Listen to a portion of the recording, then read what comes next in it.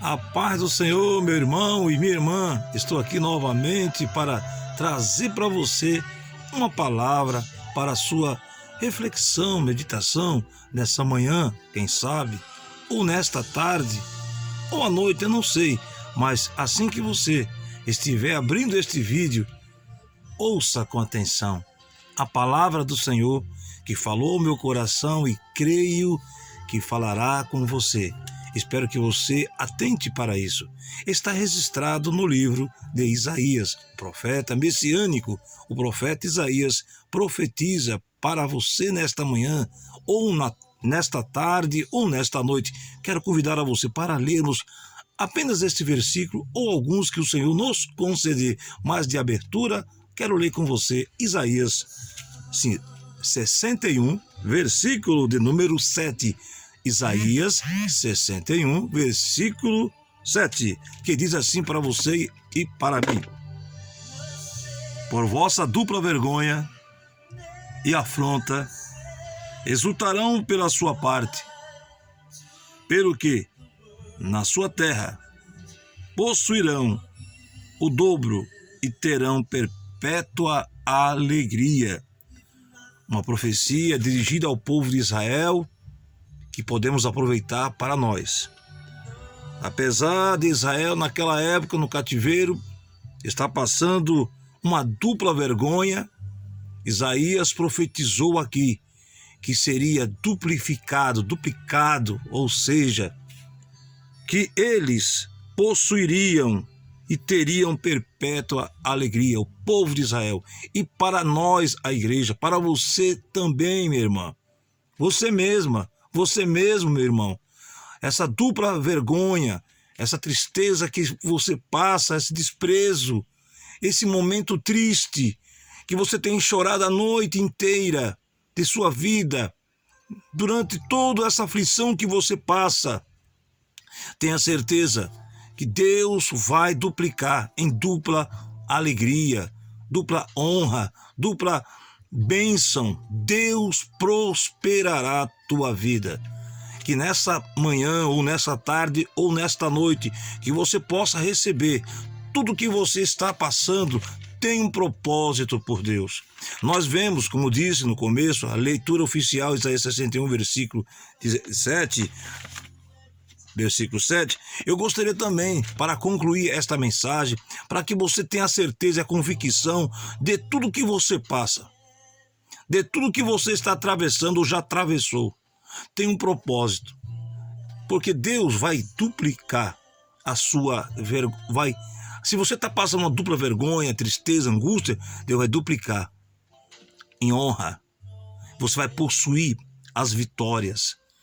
Porque Cristo, Ele nos dá a certeza nele. Porque Ele mesmo, Jesus disse, sem mim, nada podeis fazer.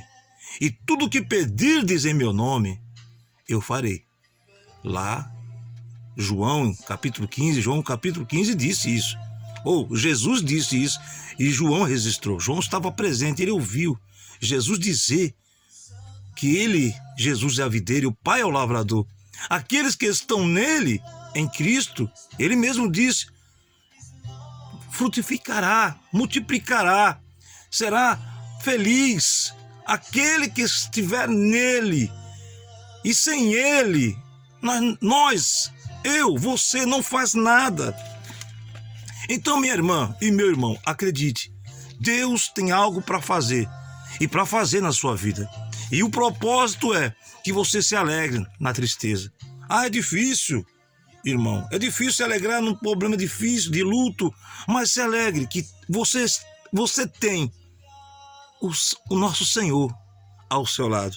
Como eu estava dizendo, o apóstolo Pedro, em sua primeira carta, ele escreveu, eu gosto de guardar essa palavra no meu coração, nos momentos que eu já atravessei e estou atravessando ainda, e vamos atravessar, porque a nossa luta aqui é constante, porque o Senhor Jesus não deixou ninguém enganado, tanto os discípulos como nós presentes nesse momento atual. Ele mesmo disse lá atrás para os seus discípulos, para nós, no mundo tereis aflições. No mundo tereis angústias, no mundo tereis perseguições, no mundo tereis afrontas, mas sê valente, tenha bom ânimo. Eu venci os maltratos, as traições. O Senhor Jesus diz assim, vamos dizer que ele resistiu o desprezo dos seus discípulos, a traição de Judas e a negação de Pedro, que negou 3 vezes.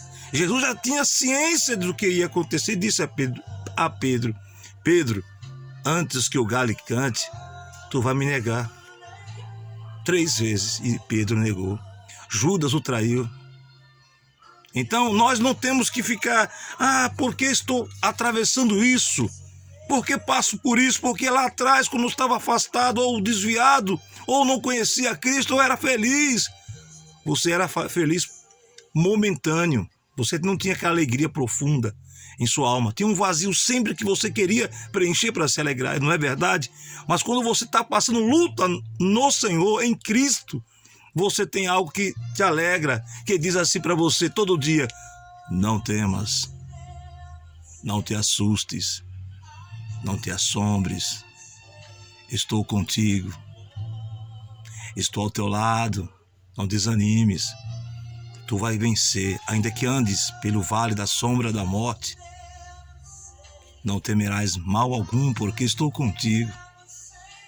Não olhe para a direita nem para a esquerda, olhe somente para mim, diz o Senhor, para ti, meu irmão.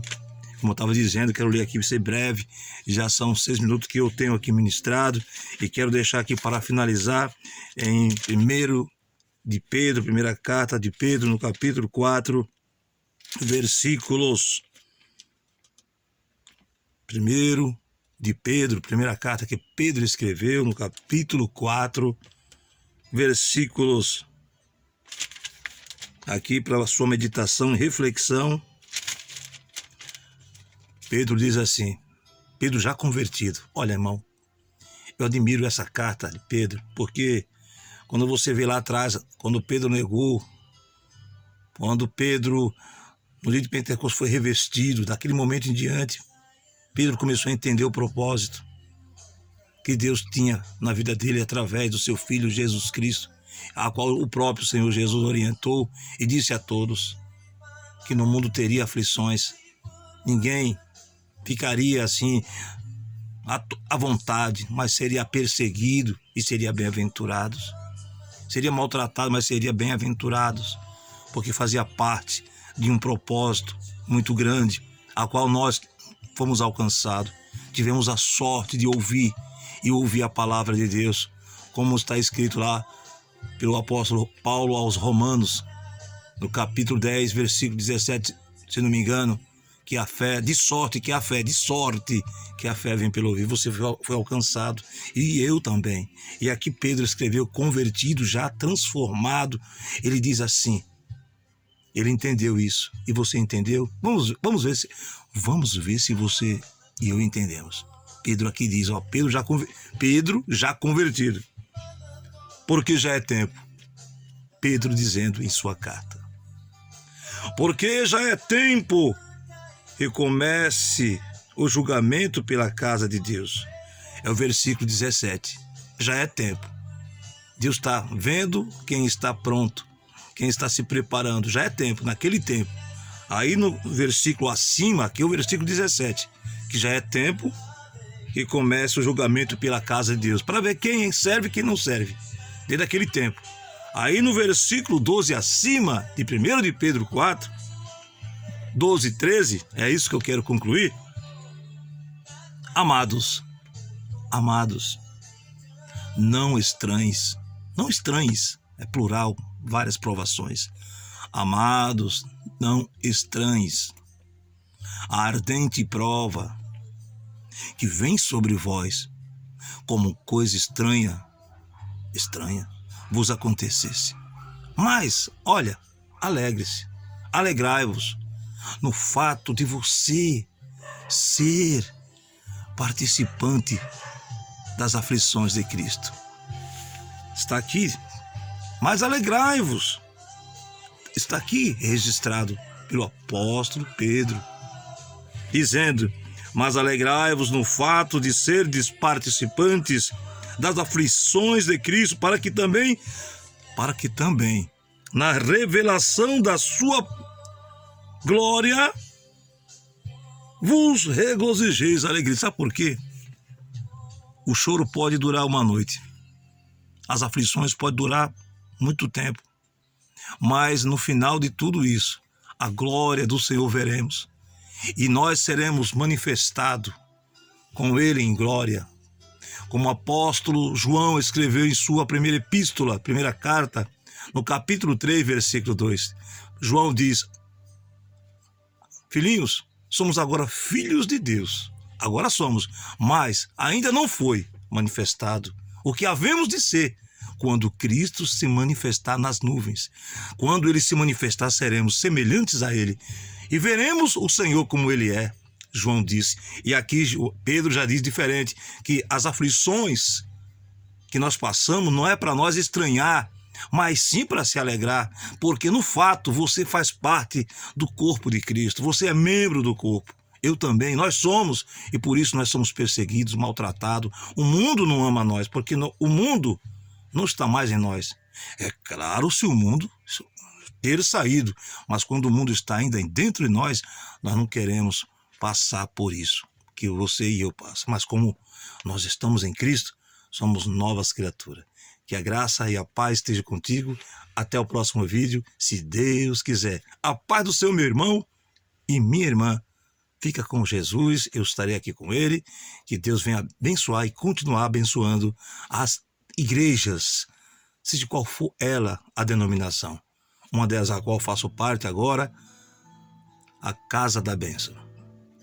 Com meu filho, o pastor Eric, na direção regional, o pastor Diego. Um grande abraço a vocês e a toda a igreja, a Casa da Bênção, a Assembleia de Deus, Ministério de Belém, pastor José Wellington Júnior, pastor Samuel Ferreira da igreja, Assembleia de Deus, presidente, bispo, né?